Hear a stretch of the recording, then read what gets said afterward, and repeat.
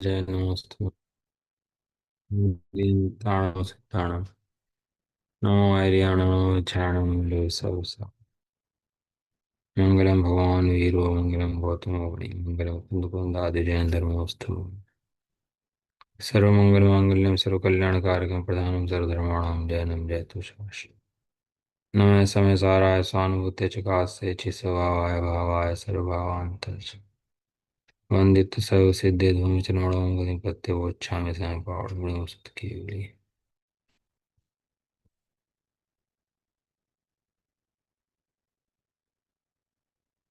ओम।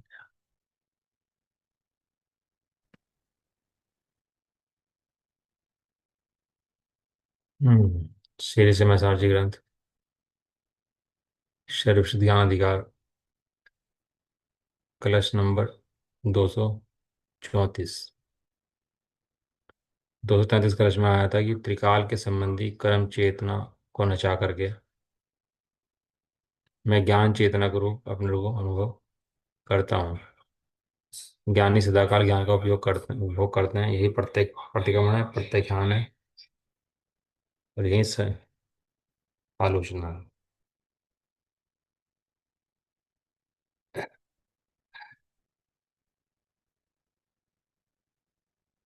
कषाय पाउडर ग्रहण जो है उसके अंदर आया है कि जो प्रतिक्रमण है वो क्या है कि जो सातवें गुण स्थान से गिर के छठवें में आना है और जो सातवें गुण स्थान में जाना है वो प्रतिक्रमण है। अब जो छठे गुण स्थान में प्रतिक्रमण कहे जाते हैं, प्रतिक्रमण पाठ का पढ़ना, निंदा करा आलोचना करना, वो सब आगम का कथन है, आगम शास्त्र है।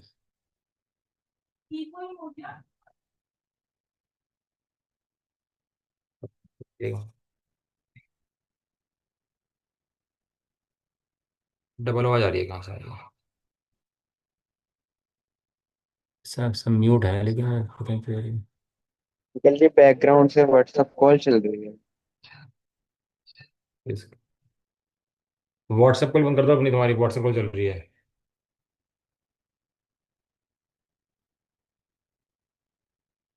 हाँ, अब ठीक है। अब ठीक आ रही है। हाँ अब सही है। हाँ, कषाय पाउडर ग्रंथ के अंदर ऐसा आया है कि जो जीव गुणस्थान से शुद्धोपयोग से गिरा वो उसका प्रतिक्रमण है, और शुद्धोपयोग में चला गया वो उसका प्रतिक्रमण है। अपन लोग सोचते हैं कि हम पाठ पढ़ लें, इतने बड़े पाठ पढ़े प्रतिक्रमण के, तो प्रतिक्रमण होता है। वो प्रतिक्रमण भी अतिक्रमण है। वह प्रतिक्रमण क्यों है? कि वो शुद्धोपयोग में नहीं है ना, इसलिए अप्रतिक्रमण है। अपने को लगता है कि नहीं भैया प्रतिक्रमण पाठ हो ही है, लेकिन आचार्य देव, कषाय आचार्य देव का रेफरेंस ना हो तो ये बातें कर नहीं सकते। आचार्य देव ने खुद कषाय पाउडर के अंदर ग्रंथ में बात कह दी कि भैया ये जो है ये जो शुद्धोपयोग प्रतिक्रमण है, और शुद्धोपयोग से गिरा या प्रतिक्रमण है, सीधा सीधा प्रति ये है। क्यों छूटता है शुद्धोपयोग से? तो अपने स्वभाव से नीचे गिरता क्यों है, छूटता क्यों है? छूटता है, गिरता है, उसका नाम अप्रतिक्रमण है। ऐसा। अब यहाँ तक आगे 233 का लक्ष्य था अपना, ज्ञानी जन सदा उसका उपभोग करो, ऐसे ऐसा श्री गुरुओं का उपदेश है। यह शरीर विशुद्ध ज्ञान अधिकार है। ये अधिकार कौन चल रहा है? अपना शरीर विशुद्ध ज्ञान अधिकार चल रहा है। इसलिए ज्ञान को कर्तृत्व भोक्तत्व से भिन्न बतलाया। अब आगे की गाथाओं में अन्य द्रव्य और अन्य द्रव्यों के भावों से ज्ञान को भिन्न बताएंगे। पहले उन गाथाओं का सूचक काव्य कहते हैं। इसी अधिकार चल रहा है कौन सा? सर्वश्रुत ज्ञान अधिकार। सर्वश्रुत ज्ञान मतलब ज्ञान करता नहीं है, ज्ञान भोगता नहीं है। गाथा नंबर 320 थी ना, उसमें आया था कि ज्ञान जो है वो कर्ता भोगता नहीं है। ज्ञान तो ज्ञान ही है, ज्ञान ना करता है ना भोगता है। ज्ञान केवल ज्ञान कभी करता नहीं है और केवल ज्ञान कभी भोगता नहीं है।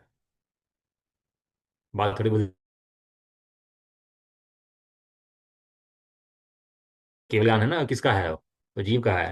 लेकिन केवल ज्ञान जीव का होने पर भी ज्ञान उस केवल ज्ञान का करता नहीं है, उसके उस ज्ञान ने उसको करा नहीं है। और ज्ञान उसका भोगता नहीं है केवल ज्ञान का। ज्ञान तो ज्ञान स्वरूप है, ज्ञान स्वरूप था और ज्ञान स्वरूप ही रहने वाला है। क्यों?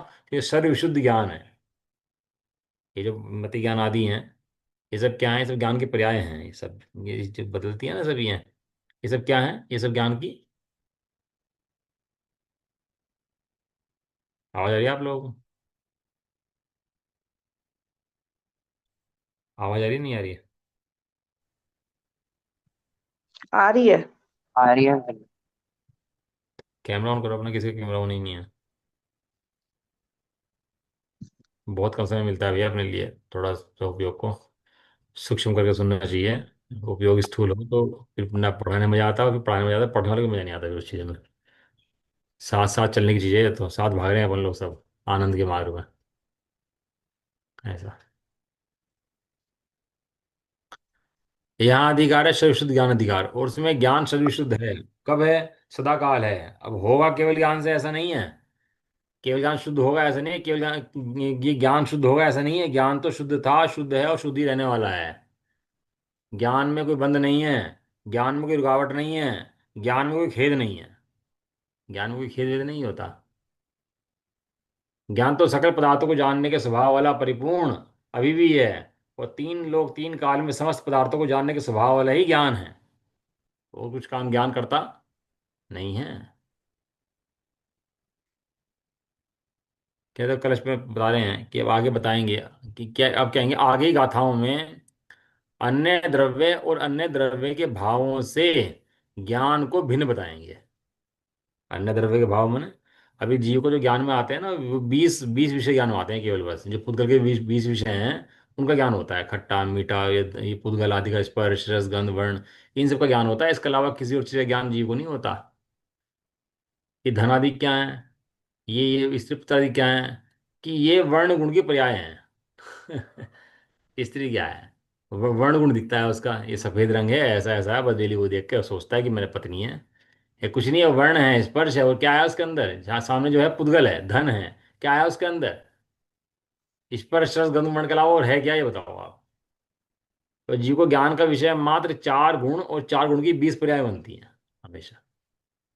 और ज्ञान ज्ञान में झलकती हैं। कोई उसके अनुकूल अच्छी, उसके प्रतिकूल बुरी, एक झलकती रहती हैं। और ऐसी झलकन को ही वो अच्छा बुरा मानता है, अपना स्वरूप जानता है। 20 20 पर्याय जो हैं।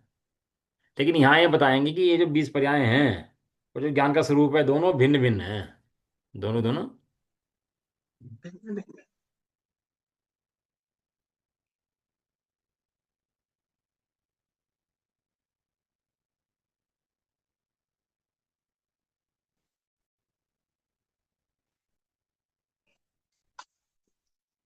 तो उसमें अब जो आगे गाथाएं आने वाली हैं, उनमें अन्य द्रव्य के भाव और जीव का भाव। अन्य द्रव्य का भाव स्पर्श गंध वर्ण, और जीव का भाव चैतन्य गुण। दोनों को क्या करेंगे? ज्ञान को इनको भिन्न भिन्न बताएंगे। तो उसकी गाथाओं के लिए सूचक काव्य कहते हैं पहले उससे। देखो कलश पढ़ लेते हैं अपन लोग। कलश में 234। इतः पदार्थ प्रथमा गुंठ नाद तो बिन। 233 हो गया था। 233। कल नंबर लिख के भेजा था शायद। 233। नहीं मतलब निशान हाँ लगा हाँ, रखा मैंने। हो गया। कल नचाया था ना उसको, अज्ञान नहीं चेत। नहीं, 33 नहीं हुआ था शायद।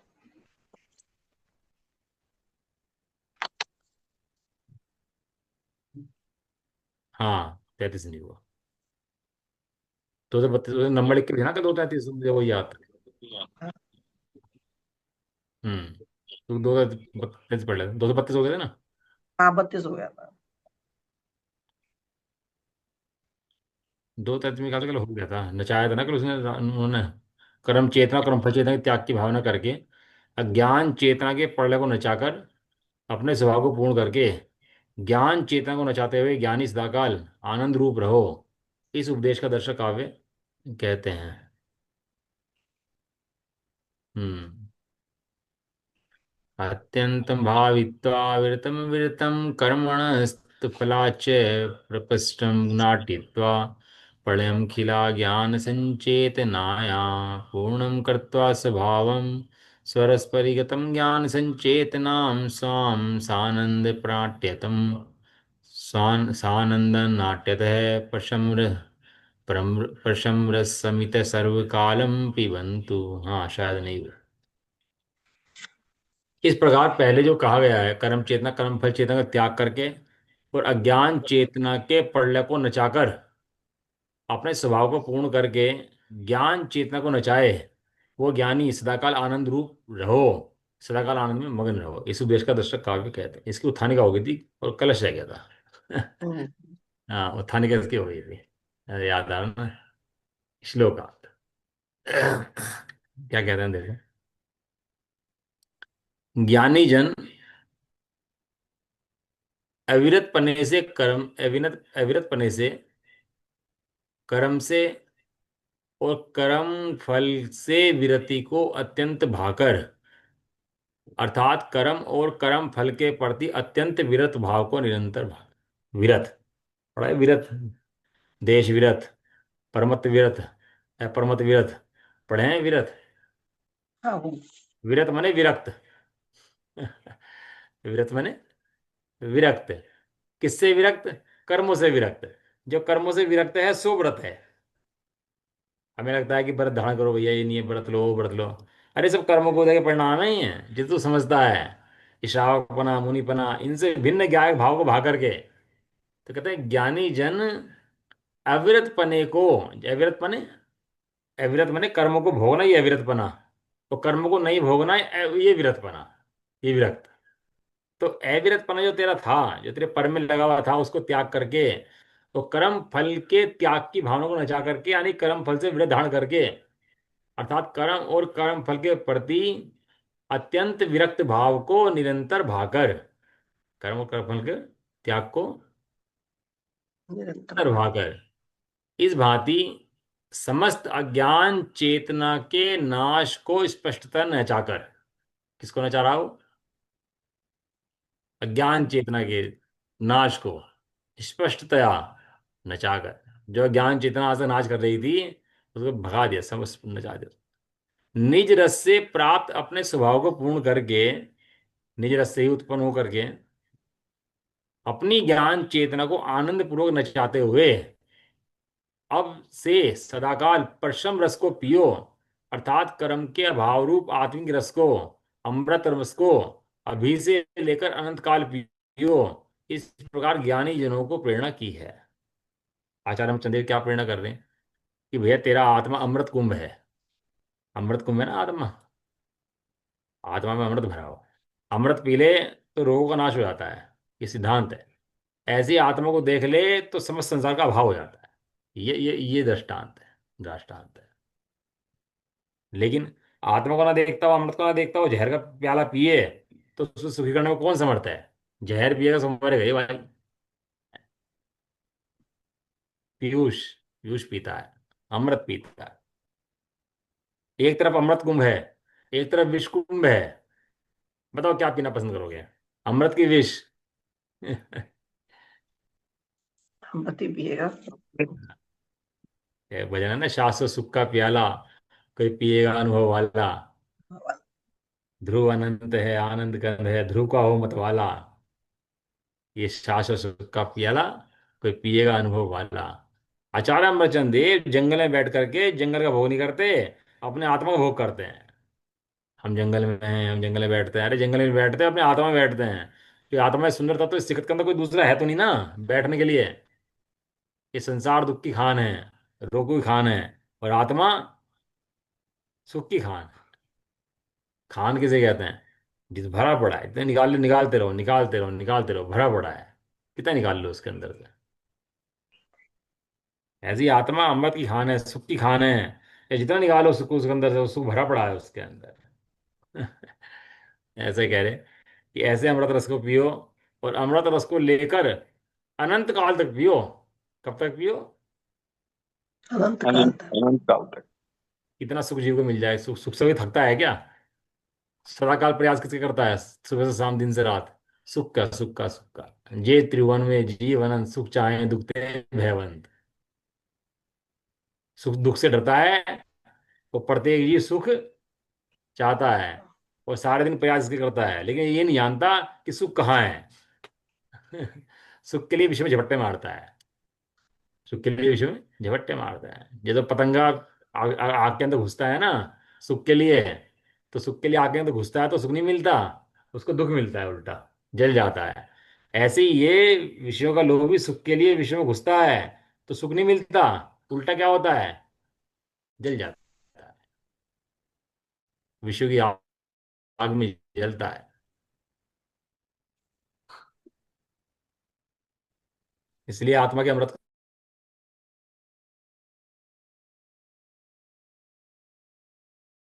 का ज्ञान जन को प्रेरणा करी है।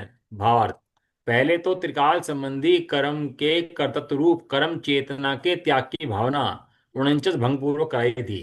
49 भंग कराए थे ना, 49 के तीन। त्रिकाल संबंधी भूतकाल वर्तमान काल भविष्य समस्त कर्मों को त्यागता हूँ। क्यों? क्योंकि मेरे स्वभाव के अंदर समस्त कर्म नहीं है, इसलिए समस्त कर्मों का मैं त्याग करता हूँ। त्याग करता हूँ व्यवहार की भाषा है, व्यवहार से कहते हैं त्याग करता हूँ, वास्तव में मैं अपने आत्मा को ग्रहण करता हूँ। आत्मा को ग्रहण करने ही कर्मों का त्याग करना है। और फिर 148 कर्म प्रकृतियों के उदय रूप कर्म फल के त्याग की भावना कराई। अब फिर इसके बाद क्या करा उन्होंने? पहले उन्होंने तीन मंत्र कराए, फिर 148 कर्म प्रकृति की भिन्न कराया और त्याग की भावना दिखाई। इस प्रकार अज्ञान चेतना का प्रलय कराकर, अज्ञान चेतना क्या हो गया? प्रलय हो, पटना। तूफान आ गया, आंधी आ गई, सब उड़ गया भैया, उसका उसका खेमा उड़ गया पूरा का पूरा। टेंट पैंट जो बसाए हुए थे ना उसने, अज्ञान ने, वह अज्ञान के टेंट सब उड़ गए। जितने राज्य संपदा समाई हुई थी, क्या हुई सब? सब उड़ गई। सब उड़ गए। वो राज्य कर लिया किसी राजा का, कब्जा कर लिया है, बसा ली अपनी बस्तियां, अब अवैध रूप से कब्जा ली। वो राजा आया, सब उड़ा दी, सब खत्म कर दिया। काष्टांगर था, काष्टांगर राज सत्येंद्र राजा ने किसी को आनंद दिया हो, लाओ व्यक्ति बता करके कोई से, ये आनंद तो आता है। वह सुख सदा ही त्याज्य रे, पश्चात जिसके दुख भरा। दुख भरा। ऐसा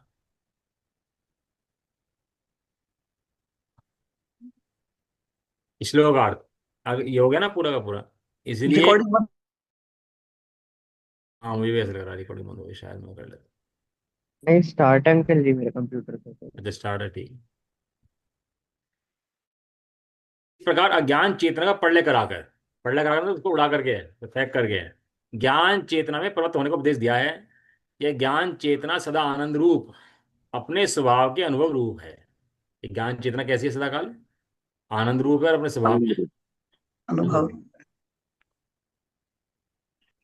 ज्ञानी जन सदा उसका उपभोग करो, ऐसा श्री गुरुओं का उपदेश है। देख। एक भोग होता है, एक उपभोग होता है। भोग माने एक बार भोगा जाए खत्म, उसका नाम भोग। और बारंबार भोगा जाए खत्म ना हो, उसका नाम उपभोग। आत्मा को कितना भोग है खत्म हो जाए आत्मा है? ये आत्मा तो खत्म हो सकता नहीं है, इसलिए इसको बोलते हैं उपभोग। भरा पड़ा है आनंद आत्मा के अंदर, और कितना भोग ले उसका भैया सीमा नहीं है। यह शरीर विशुद्ध ज्ञान अधिकार है, इसलिए ज्ञान को कर्तृत्व भोक्ता से भिन्न बतलाया। अब आगे की गाथाओं में अन्य द्रव्य और अन्य द्रव्य के भावों को भिन्न बतलाएंगे। उस पहले उन गाथाओं को सूचक काव्य कहते हैं। यहाँ से अब इतने ही है।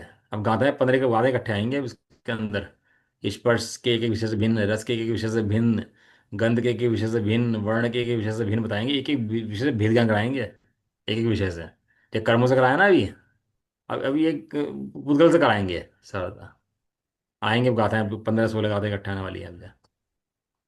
यहाँ से अब इस सर्वश्रुत ज्ञान अधिकार में आगे गाथाओं में यह कहते हैं कि समस्त वस्तुओं के भिन्नत्व के निश्चय के द्वारा पृथक किया गया ज्ञान। समस्त क्या, पहले ज्ञान कैसे भिन्न करा? समस्त वस्तुएं पृथक पृथक हैं, एक दूसरे में प्रवेश करती नहीं है, एक दूसरा काम करती नहीं है, एक दूसरा काम कराती नहीं है। ऐसे निर्णय के द्वारा पृथक किया गया ज्ञान मिलावा नहीं था, लेकिन मिलावा मानता था, यही मिथ्या दृष्टि बना था। अब ज्ञान मिलावा नहीं है, उसको भिन्न जानता है। एक समय की पर्याय का ज्ञेय तो मात्र है, परद्रव्य और क्या है? एक समय की पर्याय में ज्ञेय झलकते हैं चले जाते हैं, झलकते हैं चले जाते हैं, इसके अलावा टिकते तो है ही नहीं ना। ये सत्ता से बाहर है। जानने की व्यवस्था है, अपने रूप होने की व्यवस्था नहीं है। अब सपने के अंदर महल बन जाए, सपने के अंदर शादी कर ले, शादी सपने के अंदर बच्चे हो जाएं, सपने के अंदर व्यापार कर ले, सपने के अंदर पूरी संपत्ति बसा ले, और सपने के अंदर ही पता नहीं क्या क्या कर ले, राजा बन जाए। तो बताओ कितना महल, संपत्ति, पत्नी, पति, उसके बच्चे, राजा वाजा वो है, कितना है उसका बताओ। जब तक सपने हैं तब तक है, और सपन टूटते ही सब सब खत्म। इतना महल बनाया उसका क्या हुआ, इतना सब ये खत्म। बनाया उसका क्या हुआ, ये सबका हुआ क्या। सब गायब हो गया। अरे इतनी मेहनत करी थी, इतना बनाया था, इतने मैं उसमें बेचारा रोया था, गाया था, सब काम कर रहे थे सपने के अंदर, तो सबका हुआ क्या। सब गायब आँख खुलते ही। सपने में विलीन हो गया। आँख खुलते देखा तो अरे ये तो सब एकदम सही डर रहा हो सपने के अंदर, भयभीत हो रहा हो, वो सब गायब हो जाता है सपना खुलते ही, 1 मिनट के अंदर। सपना खुलने तक की देर है बस। सपन दशा से जागो चेतन, कहाँ पड़े सोते।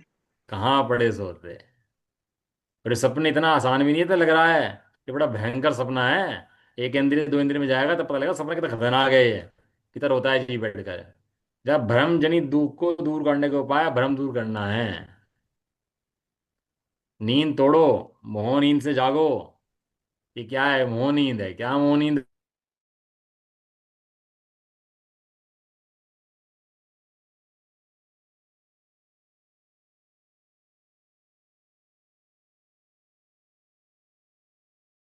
भिन्नत्व के द्वारा, भिन्नत्व के निश्चय द्वारा पृथक किया गया ज्ञान, ये निश्चय। एक दृष्टांत दिया आचार्य ने हमारे यहाँ, वो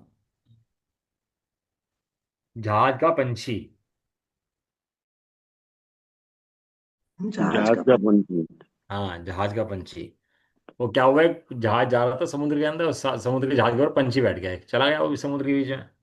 और समुद्र, वो जहाज चलता रहा, बैठा था आराम से, वो चला गया चला गया चला गया चला गया, तो चला गया बीच में। अब पंछी को लगा भाई उड़ा जाए थोड़ा सा, तो उड़ने के लिए उसका मन मचला तो उड़ा, उड़ने का स्वभाव था उसका, उड़ने का मन मचला तो उड़ा। उड़ के इधर गया, देखा पानी पानी, आगे बैठ गया, थक गया। फिर दूसरी तरफ गया, उड़ के आया, फिर देखा पानी पानी, चारों तरफ चक्कर काटे उसने सब दिशाओं में, देखा भैया पानी पानी है। यदि यहाँ से निकला, जहाज छोड़ा, तो क्या होगा, ये मृत्यु हो जाएगी, बच नहीं सकता।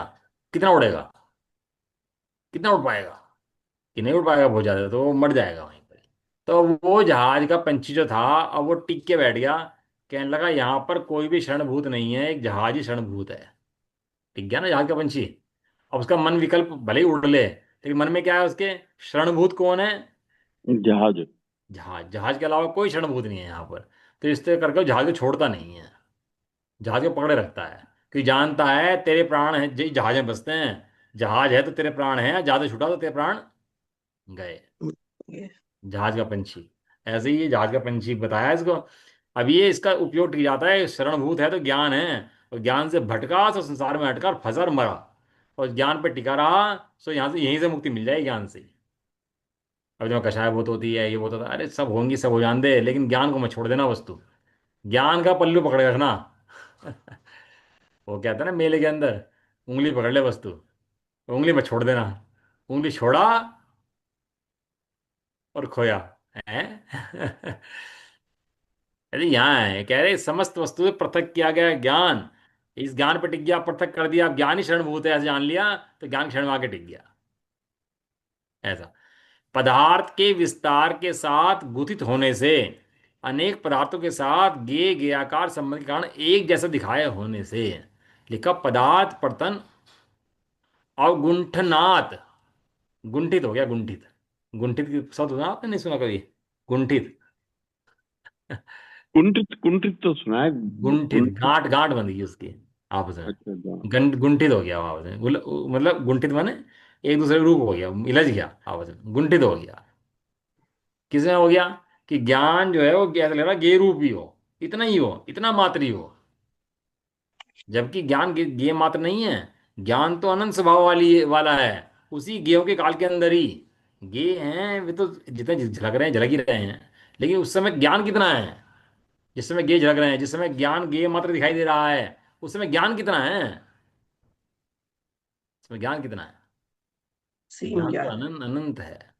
वो ठीक है, सेठ जी बाजार में गए हैं, जेब में 100 रुपये रखे हैं, ये सेठ जी करोड़पति हैं, फिलहाल भले 100 रुपये दिख रहे हो जेब के अंदर, ये सेठ जी कौन है?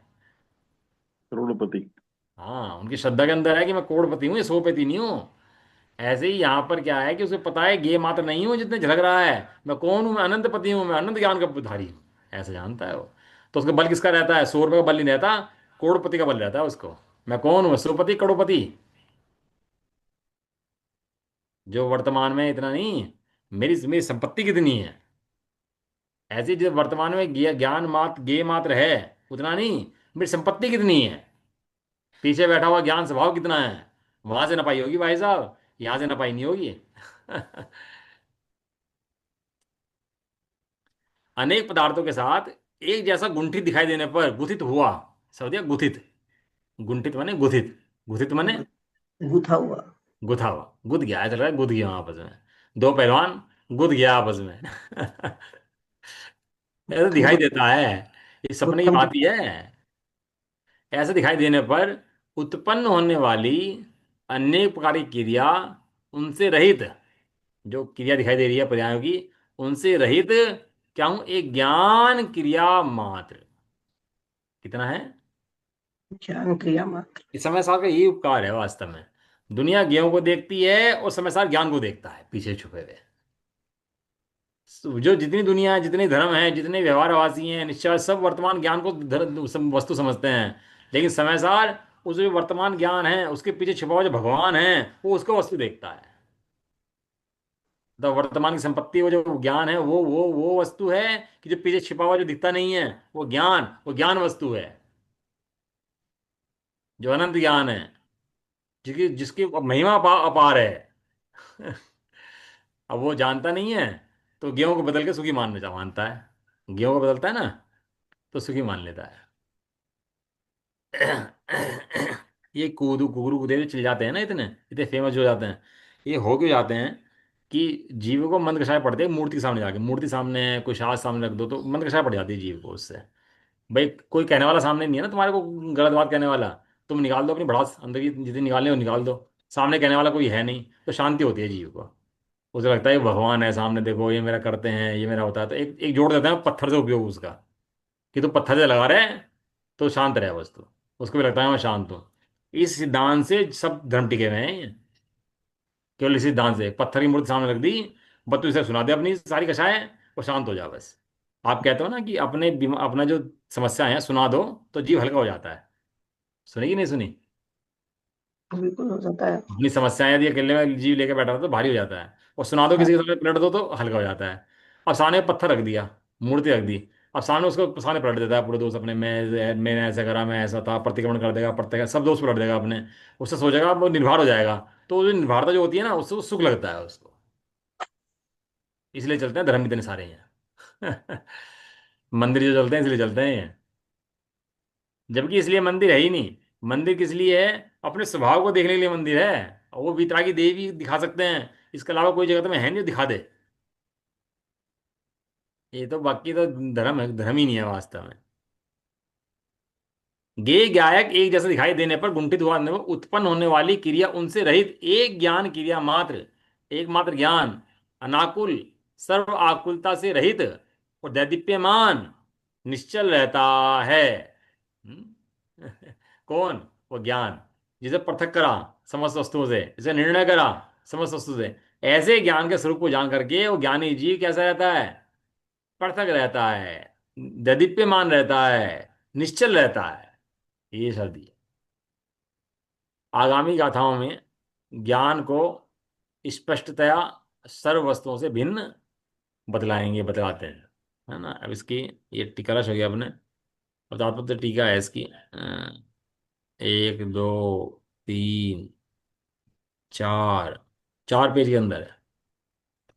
देखते हैं, एक पेज से पढ़ लेते हैं ना। थोड़ा समय लग जाता है शब्दों को समझने में इनको, कि शब्द जब आता है सामने तो बिना समझे निकल जाओ ना आगे, तो फिर उसका भाव रह जाता है, आनंद आता नहीं उसका।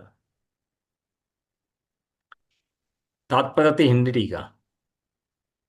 अब मिथ्यात रागादिक परिणत जीव की ज्ञान चेतना होती है, जो केवल ज्ञानादि गुण का प्रच्छादन करने वाले कर्म बंध को उत्पन्न करती है। जो मिथ्यात्व परिणाम होता है वो केवल ज्ञान के गुण को ढकता है, और जो ढकने वाला जो कर्म है उसको पैदा करता है कौन? और मिथ्यात राग। कौन पैदा करता है? वो मिथ्यात और, राग। हाँ। मिथ्या तो राग। जब तक मिथ्यात है जीव को ज्ञान, सम्यक ज्ञान हो सकता नहीं है। तो जब मिथ्या ज्ञान चला जाता है तो जीव को सम्यक ज्ञान की उत्पत्ति होनी शुरू हो जाती है। अब तो ऐसे ऐसे लोग चल पड़े टोडरमल जी को गलत साबित कर रहे हैं, बताओ। टोडरमल जी ने प्राण दे दिए अपने धर्म के लिए, कहाँ उन्होंने गोमट सा की टीकाएं लिख दी, कितना प्रचार धर्म का करा, वास्तविक धर्म का। अब उनके पीछे पड़ रहे हैं कि वे गलत हैं, गलत है, गलत है। भाई अब तुम क्या बताओगे उनके हृदय का निर्णय? तुम क्या करोगे बैठ के? जिसने हाथी के पैर तले में प्राण दे दिए जैन धर्म की रक्षा के लिए, उसके उसके उसका निर्णय तुम कर पाओगे? तोल पाओगे उसके माप को? लेकिन अज्ञान इतना हावी है कि ज्ञानियों की विनय करता नहीं है, और ज्ञानियों के विरोध और करता है उल्टा। कम से कम विनय तो कर लो ज्ञानी की भाई, लेकिन विरोध में लगे हुए हैं। उसका ज्ञान चेतना होती है, इसलिए ज्ञान चेतना नहीं होती और कर्म मत को उत्पन्न करती है। कहते हैं प्रथम तो ज्ञान अज्ञान के भेद से चेतना दो प्रकार की होती है। कोई कहे भैया ज्ञान की उत्पन्न होता है, कहीं ज्ञान की होता है। तो पहले बात है चेतना, चेतना है, चेतना के दो भेद हैं। चेतना के दो भेद कौन से हैं? ज्ञान चेतना और एक अज्ञान चेतना। और प्रथम यह ज्ञान चेतना तीन गाथाओं द्वारा कही है। जो शुरू में कही थी ना, ज्ञान चेतना तीन गाथाओं द्वारा कही थी। और उदयगत शुभ अशुभ कर्म का वेदन या अनुभवन करते हुए अज्ञानी जीव स्वयं स्वभाव से भ्रष्ट होकर कर्म मेरे हैं ऐसा कहता है। कहता है। क्या है कि कर्म का उदय आया, कोई कर्म का उदय आएगा तो कोई शुभ आएगा या अशुभ आएगा। दो ही तरह के कर्म होते हैं, तीसरे कर्म होते नहीं है। या तो कर्म शुभ होगा या अशुभ अशुभ। होगा। अब जो उदयगत कर्म है उसको वेदन करे, उसका अनुभव करे और कहे कि मैं ऐसा ही हूँ, ये कर्म मेरे ही हैं, मैंने ही करा है। अब ये जो प्रतिमा को देख के शांति होती है ना, बताइए, मूर्ति को देख के शांति होती है, तो ये कर्मों की शांति है, इस स्वभाव की शांति नहीं है। अजी आप तो ऐसी बात कर रहे हैं, तो मूर्ति पूजा बंद कर दें? तो भाई उल्टी बात पकड़ेगा तो क्या करेंगे? मूर्ति को देख के शांति होती है तो वो बौद्धिक परिणाम है, और आत्मा को देख के शांति होती है, ज्ञान चेतना है। इतना फर्क है। वो शांति चली जाएगी, लेकिन ये आत्मिक शांति जाने वाली नहीं है। कह रहे जो कर्मों की वेदन करते हैं वो ज्ञानी जीव स्वयं स्वभाव से भ्रष्ट होता हुआ ये कर्म मेरे हैं ऐसा कहता है। मेरे द्वारा कर्म किए जाते हैं ऐसा जो कहता है, वह जीव पुनः भी आठ प्रकार के कर्मों को, बांधता है। आठ प्रकार के कर्मों को बांधने के कारण आठ नहीं है। क्या कहा? आठ प्रकार के कर्म को बांधने के कारण आठ नहीं है। एक कारण है। क्या कारण है? मैं कर्मों को करता हूं, कर्म मेरे हैं, मैंने कर्मों को किया, ये कर्मों को करता मैं हूं। ये जो इसकी मान्यता है, ये मान्यता है इसके आठ कर्मों के बंध के कारण है। ये लिखते हैं। कैसा है वह कर्म? बीज अथवा कारण है। बीज माने मूल है वह कर्म। किसका कारण है? दुख का कारण है। दुख से बीजम। कर्म को छोड़ना चाह रहे हो भाई? क्या दिक्कत आई कर्म को? कि कर्म छोड़ना इसलिए चाह रहे हैं, कर्म दुख का बीज है। और जीव सदा का सुख चाहता है, और सुख का स्वभाव ही आत्मा है। तो इसलिए कर्मों को छोड़ना चाहते हैं। कर्म दुख का बीज है, दुख से बीज है, दुख का कारण है। इस प्रकार दो गाथाओं द्वारा अज्ञान रूप कर्म चेतना का व्याख्यान हुआ। कर्म चेतना का क्या अर्थ है? कर्म मेरा है, कर्म मेरे द्वारा किया गया है। इस प्रकार अज्ञान भाव से वीतराग शुद्धात्मानुभूति से रहित जीव का इच्छा पूर्वक इष्ट अनिष्ट भाव से मन, वचन तथा काया की जो चेष्टा या व्यापार है, क्रिया है, वह बंध ही, वह बंध की कारण कर्म चेतना कही गई है। कही गई है। होता है ना चारू दत्त, वेश्या के यहाँ गया तो वहीं रह गया, आया नहीं वापस। उसको बहुत बुलाया, शादी की पत्नी को इंतजार कर रही, माँ, तेरी माँ बीमार होगी, बाप बीमार हो गया, बाप मर गया, उसे जलाने ले जाना, तो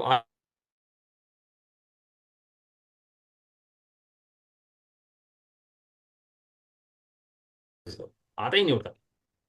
उदयागत कर्म फल को भेदता हुआ और शुद्धात्म स्वरूप को वेदन ना करता हुआ मनोज्ञ अमनोज्ञ इंद्रिय विषयों के निमित्त से जो सुखी दुखी होता है, वह जीव पुनः 8 प्रकार के कर्म को बांधता है। कैसा है वह कर्म? मूल कारण है। किसका कारण है? दुख का कारण है। इस प्रकार इस एक गाथा द्वारा कर्म फल चेतना का व्याख्यान हुआ, है ना। कर्म फल चेतना का कर्म कर्म चेतना कर्म फल चेतना। तो पहली गाथा आई कर्म फल चेतना ठीक। की, उसका व्याख्यान कर रहे हैं। ये कर्मों में तो जीता मरता है, ये स्वभाव में नहीं रहता अपने। कर्म बनेंगे तो आप खुद मरेगा, कर्म जिएगा तो खुद जिएगा, कर्म अच्छे रूप परिणाम करेंगे तो खुद अच्छे रूप परिणाम करने सोच लेगा। कर्मों से ही अच्छा बुरा समझता रहेगा, अपने ज्ञान रूप नहीं लेगा कहीं। इस तरह दुख का कारण है। इस प्रकार एक गाथा द्वारा कर्मफल चेतना का व्याख्यान हुआ। कर्मफल चेतना का क्या अर्थ है? स्व स्वभाव से रहित अज्ञान भाव से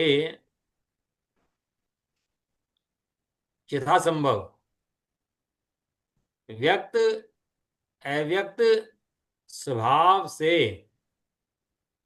इहा पूर्वक इष्ट अनिष्ट विकल्प रूप से हर्ष विषाद में जो सुख दुख का अनुभव है, वह बंध की कारणभूत कर्मफल चेतना कही गई है। वहां यह कर्मफल चेतना दोनों ही रूप त्याज्य हैं, क्योंकि वे दोनों बंध की ही कारण हाँ, है। पेज नंबर कौन सा आ गया? अब आ गया 884। अच्छा। इन दोनों कर्म फल चेतना के मध्य प्रथम तो निश्चय प्रतिक्रमण, निश्चय प्रत्याख्यान, निश्चय आलोचना स्वरूप जो पूर्व में कहा गया है, जो समझाया पहले गाथाओं के अंदर, वहां स्थित होकर शुद्ध ज्ञान चेतना के बल से कर्म चेतना के त्याग की भावना को नचाते हैं, भाते हैं। कर्म चेतना के त्याग की भावना को कर्म बंध के विनाश के लिए करते हैं, ऐसा अर्थ है। खुलासा कर करते हैं तो थोड़ा बहुत जो भी होगा, और बाकी फिर आगे चल।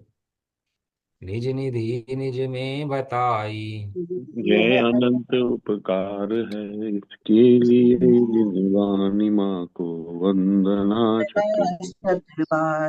निवारण होगा।